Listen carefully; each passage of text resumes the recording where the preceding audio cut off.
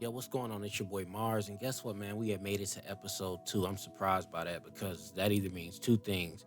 Either somebody out there listening, or I'm just really vibing with what I'm doing right about now. But to get into it, not to waste your time, today's episode is titled "The Seeds of Hip Hop," and really how this episode came about was I was riding down the street about a week ago, and my youngin in the car said, "Yo, dude, have you ever realized that you only listen to R&B?" And I was like, "Yeah, well, that's kind of my thing." And he was like, "Why is that so?" And I thought about it and I was like, man, you know what? To be honest with you, bro, I just feel like hip hop just has a negative vibe to it nowadays. It isn't fun anymore. And that's why I choose not to listen to it. It's nothing personal against any of the artists. But at the end of the day, I only deal with things that stimulate my mind or things that move me. And that's just the way I just always move through life. So honestly, that's the reason why I really don't listen to hip hop. And, it's not that I wouldn't go back and listen to any of the old tracks. I love Jigga and Biggie and all those guys, but just the new school, I just feel like it's not for me. But enough of that, just giving you guys a little quick backstory on the podcast we'll be talking about. And I'll be right back and we'll get right into it.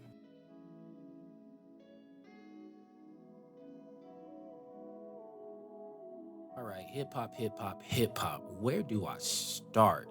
I can start many places, but I'm just gonna start with this really quick. Um, in my personal opinion, I feel that hip hop is the exploitation of black and brown people meaning black and Hispanics, but more so blacks. Hip hop is really driven by capital gain, and if you really think about it, slavery was brought about through capital gain, which is really becoming more prominent within the hip hop music. It's really becoming immersed with the traditions of racist attitudes and thinking, if we really think about it. Now, I know some of y'all like, what do you mean? Well, I'll tell you guys what I mean. I really want you to think about the message. And if you're under 30, if you're under 30 listening to this, just bear with me. But think about what hip hop was in the 90s and the 80s, and think of what it's become in the past, I'll just say 7 years. It's a lot of negative thought to me, in my humble opinion, centered around hip hop and the lyrics is delivered and just the tomfoolery that just comes with it.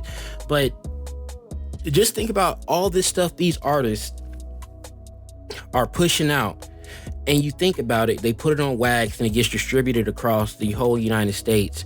But really think about how it looks when it's pushed out to the global market and how it really makes the black person or black people look to the rest of the world. I just want y'all to think about that for a second. Now, really, if you think about the hip hop, most of these lyrics, these guys are talking about what? Getting high, sleeping with women, killing people, Gucci, Versace, lean. I mean, the same old stuff. And, I'm not going to sit up here and knock what today's artists do because, like I said, and back in the day, of course, the guys talked about some of the similar things, but I felt like, back in the day, hip hop had more meaning. And, for anyone that doesn't know, I'll just go over the four elements of hip hop. The four elements of hip hop. We have DJing, graffiti, breakdancing, and MCing, which would be the rapping. So now you think of that era, you had Sugar Hill Gang, Curtis Blow, you had the what are those guys called? The Funky 4+1. You had Public Enemy with Fight the Power. You had Roxanne, what is her name? Roxanne Shante with the what was that song called? Roxanne's Revenge. There we go. And then you push it a little bit further. You had tribes. You had rapper groups like Tribe, like called Quest. We had rappers like Biggie, Tupac, LL, just to name a few. Now, I say this to say that, and of course, NWA, we can't forget them. I say that to say this. When you think about all those things I just said, I want you to look at what these guys were talking about. And if you had someone saying, hey, I'm going to kill you, da da da da da, or I'm going to sell dope to make this money, On the flip side, you had a group like Public Enemy coming back just saying how crack is whack, selling dope, yada, yada, yada. So it was always well balanced, in my opinion, back then, opposed to how it is now. Right now, it's just meaningless messages pushed out to the youth. And I'm like I said, I'm a hip hop head, for instance, and this is no shots at Jeezy. It was Thug Motivation when Jeezy came out. What is it, 101 or 102? I can't remember right now. The Snowman album, when he was sitting on the bricks. He was talking about all that stuff, Trap or Die and all of that. But at the end of the day, would he really want his son to live that lifestyle? No, his son is in college. And I believe the young man is in his second or third year in college, ain't living none of that street life. And the biggest gripe I have about this is these rappers come in here, they make their money, and I feel that there's no accountability held to them with the things that they say, because you have this little kid that's growing up in this impoverished situation without maybe a father figure in the house, or maybe the mom's not there, or maybe the mom is just working and working overtime and the kid's just left to this music. A kid like that is not really going to know that, Jeezy out here just acting. This is a facade that he's putting on. They're going to take that with a grain of salt. And what's the next thing they're going to do? They're going to start trying to act out those lyrics in real life. They want to start selling dopes, toting the toolies, having the flashy cars, jewelry, sleeping with all the women. And that's where I have the problem. There's really no guidance for the children if they're just left to the music.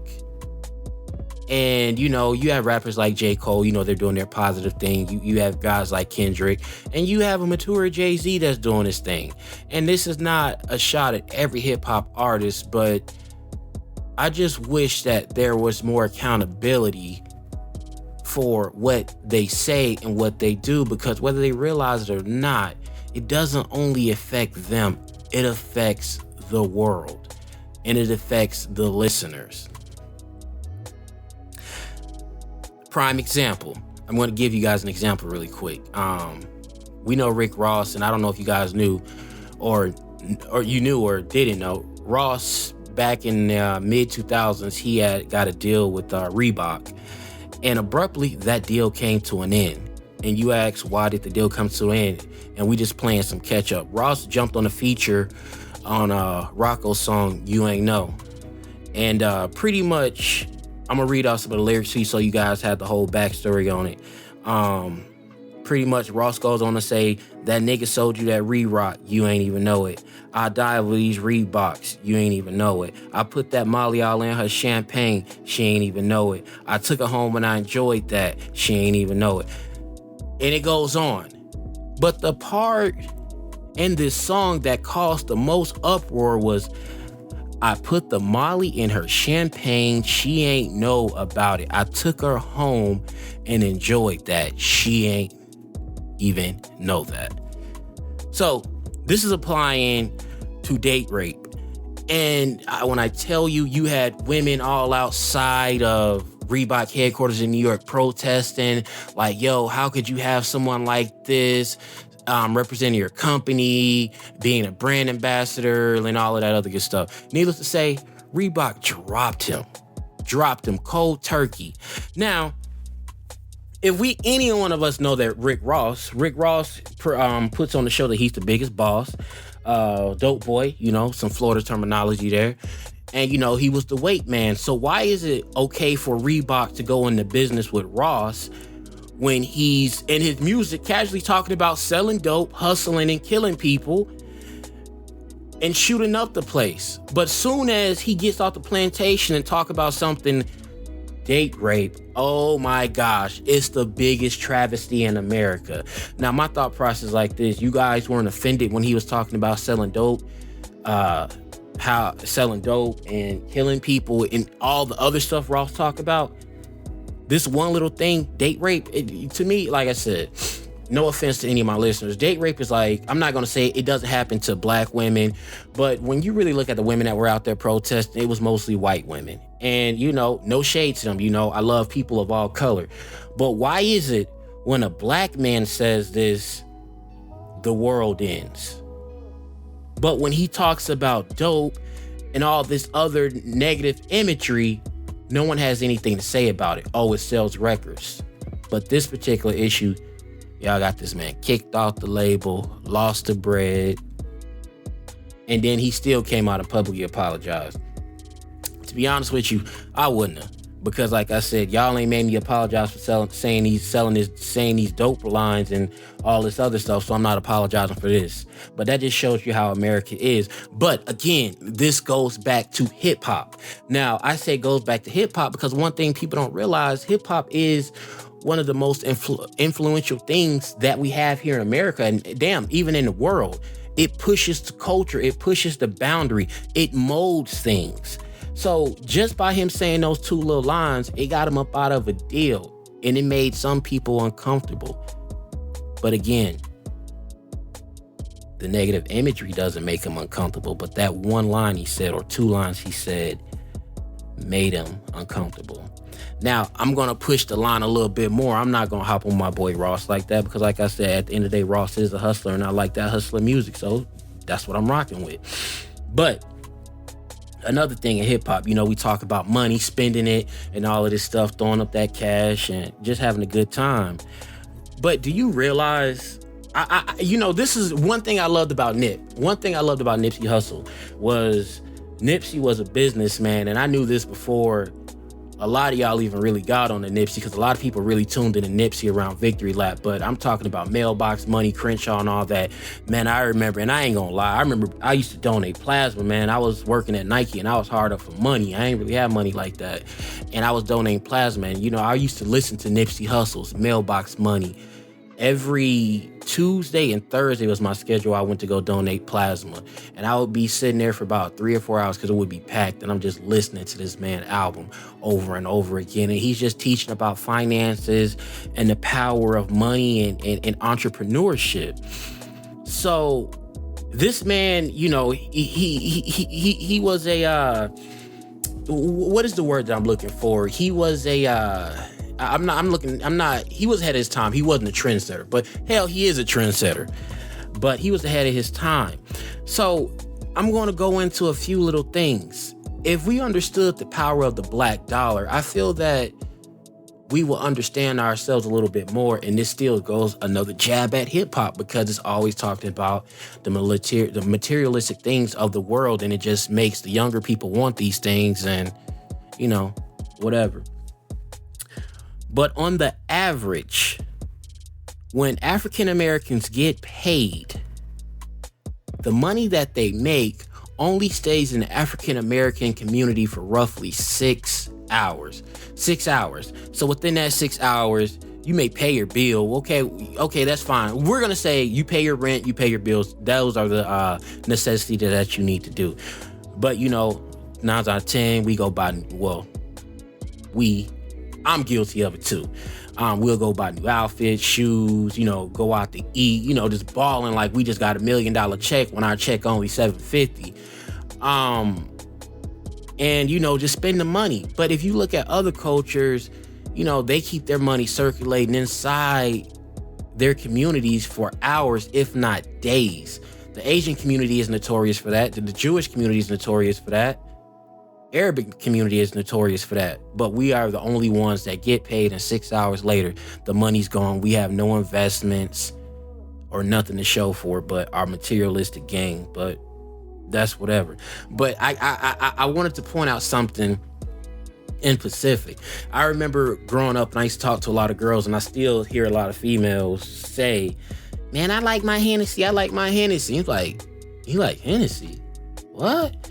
Now, I don't got no problem with Hennessy, but like I said, Hennessy is not my drink of choice. I'm more so of a Ciroc kind of guy, or some type of vodka, Grey Goose, or whatnot. That's what I like to drink. But get this, and I want y'all to really listen to what I'm about to tell you. 60 to 80% of Hennessy's global revenues come from African Americans in the U.S. Say it one more time. 60 to 80% of Hennessy global revenue comes from African Americans in the U.S. Now, I done heard plenty of rappers talking about Hennessy. So I'm going to say this is hip hop drink of choice. And I'm not talking about Ciroc or anything like that. I'm just talking about Hennessy. What does that tell you? 60 to 80%. They get all our money, but our money is only staying in our community for 6 hours. All right. Let's just talk about some other American companies that's just capitalizing off the black dollar through hip hop. We got old Mickey D's McDonald's and Ronald McDonald's. McDonald's holds a show annually, or program. It's called McDonald's Beat of the City. And, is really driven by hip hop. Now, I really want you guys to ever go to, I want you guys to go to McDonald's Instagram.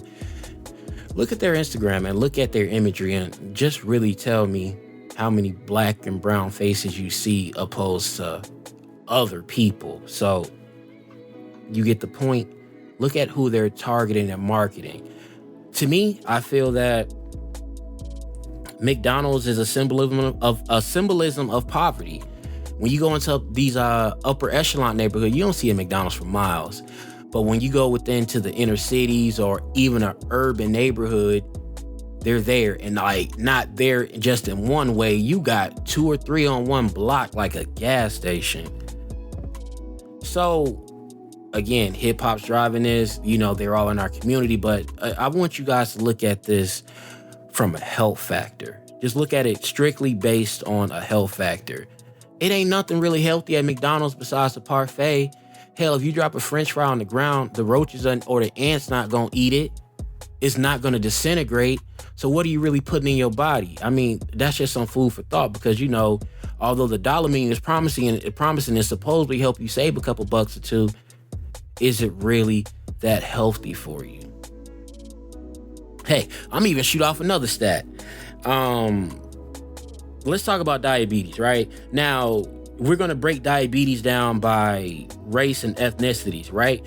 So the common misconception is that blacks are the highest, that carries the highest rate of diabetes. And that's not true. The people that carry the highest rate of diabetes, I believe, are the Native American coming in at 1%. So the Indians have 51%, and then followed by, let's just say, non-Hispanic people. They come in at 12.7. Non-Hispanic means black. The Hispanics come in third at 12.1. Then Asians come in at 8.0, and non-Hispanic Americans, and I want you guys to fill in the blank, at 7.1. Who are they? You guess? I'm gonna give y'all a second. White America comes in at 7.4%. Now, either they don't like candy, or they don't like McDonald's, or they got money to eat whatever they want to eat. And I'm not sitting up here saying that there's no impoverished Caucasian American white people, because if I said that, I'll be lying. We know that there's an issue in America with poverty, but just look at those stats. But yet, you continuously see us constantly always dining out at these restaurants, eating the food, carrying on, just, doing it how we do it. And, I just want to actually, since we're on this economic topic real quick, I was there listening to the Martin Luther King I Have a Dream speech. And it's just one particular part I want you to pay attention to.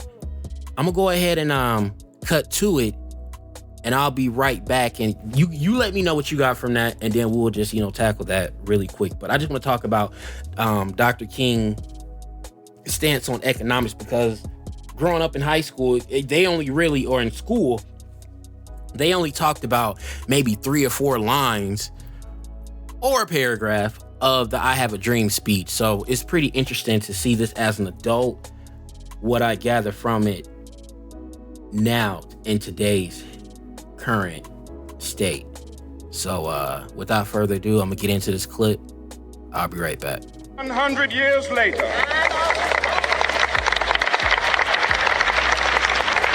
The Negro is still languished in the corners of American society and finds himself in exile in his own land. And so we've come here today to dramatize a shameful condition. In a sense, we've come to our nation's capital to cash a check. When the architects of our republic wrote the magnificent words of the Constitution and the Declaration of Independence, they were signing a promissory note to which every American was to fall heir. This note was a promise that all men, yes, black men as well as white men, would be guaranteed the unalienable rights of life, liberty, and the pursuit of happiness. It is obvious today that America has defaulted on this promissory note insofar as her citizens of color are concerned. Instead of honoring this sacred obligation, America has given the Negro people a bad check, a check which has come back marked insufficient funds.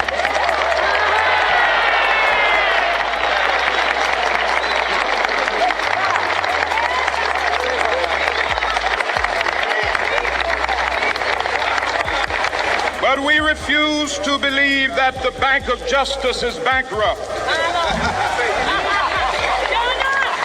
We refuse to believe that there are insufficient funds in the great vaults of opportunity of this nation. And so we've come to cash this check, a check that will give us upon demand the riches of freedom and the security of justice. All right. So how y'all feeling about that? Good, y'all feeling good about that? Talking about a check that America couldn't cash in. It's just symbolism to, you know, the way Dr. King thought. I have something else to read by him, and this speech was actually, it was his last speech. It was the I have been to the mountaintop speech, and I believe he spoke about this the night before he died.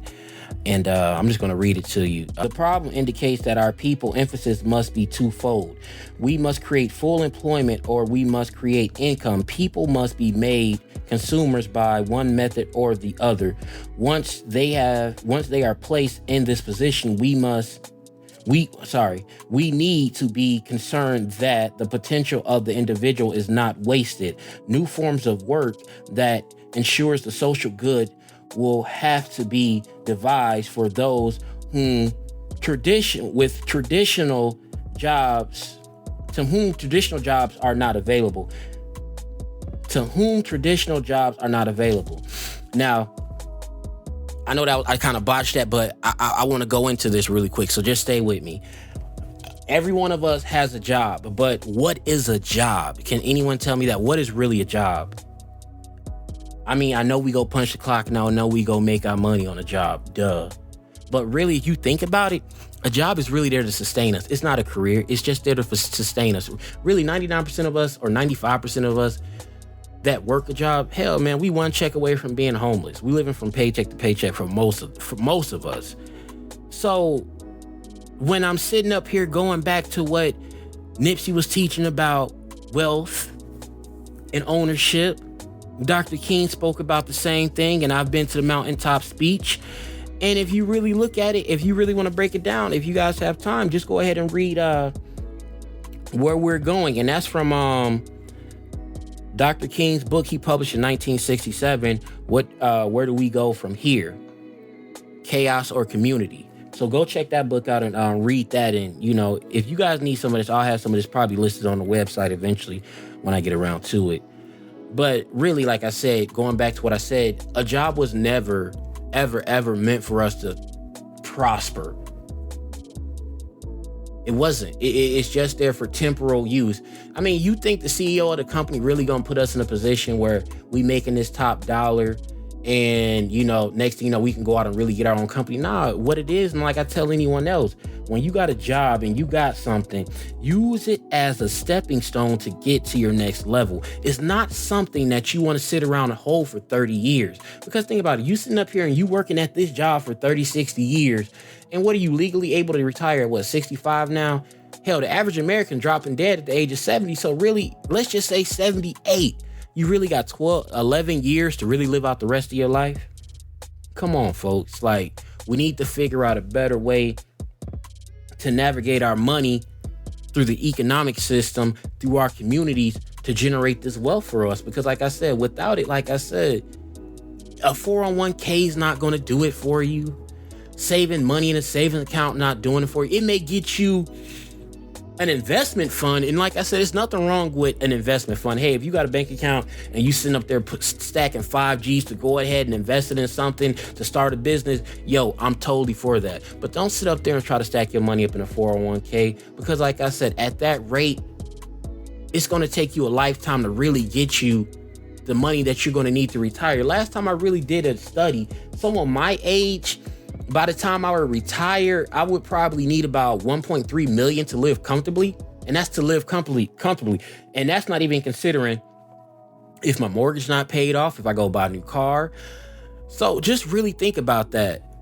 Hell, but then 1.3, maybe that'll last me a lifetime if I'm just working these jobs. And really, after I retire, I only got like 10 good years left of life. I mean, maybe that will work, maybe it won't. But I really don't want to stick around to see it like that. And that's why, I'm not a millionaire or anything, but that's why I always teach my guys that I work with, invest your money, try to flip your money, hold on to it, spend it wisely, just do the right thing by yourself. Because one day you're going to look back and you're going to be like, yo, I should have did this 30 years ago. So what I'm saying now, people, don't put off for tomorrow what you can do today. Let's just buckle down and get to it. I really feel like, every black, all black should really come together to start building black wealth in our communities and, realize the power of the black dollar. And like I said, I'm not sitting up here trying to preach just saying that Caucasian people or any other people are wrong. But these are the things that our children are not taught in school. But if you go elsewhere, little Johnny, Sue, and Jack may be learning this stuff from Grandpa Joe and Grandma Sue at an early age. But us, as our kids, will grow up, we get credit, we go into debt, we mess up our credit. And it just doesn't really have, it's almost like we don't have any value on what we do. And I know we started off with hip hop, and like I said, it's no shots towards hip hop. But if you really think about it, on the global scale, hip hop is really used for the voice of the people of color. And starting today, it won't be my voice. It won't be my narrative. I'm not a dope boy. I'm not a womanizer. I'm not a serial killer or a shooter. I'm not a gangbanger. I don't glorify any of that. I'm a black man that's trying to make something positive of his life. And honestly, I hope y'all got something from this, because, Nipsey was on to something. Martin was on to something. Marcus Garvey was on to something a little bit, but Nipsey was a little bit better. Just really think about that, man. Man, get your checks and balances in order, man, because it's going to come a time in the day that you'll wish that you did. Man, that's all I got for you, man. It's your boy Mars, man. I really thank y'all for sticking around with your boy today. Be on the lookout for some more episodes. Just tell me how y'all feeling. If y'all got any questions, hit me up on my email or something, man. But other than that, man, I gotta go. I'm gonna let you go because I've been talking for a little minute, and I gotta go. Y'all people have a great day, man. Y'all stay blessed until the next time we meet in the yard, man. I really appreciate y'all, man. With much love. Thank you, people. And I'll talk to you later. Your boy out of here. Peace.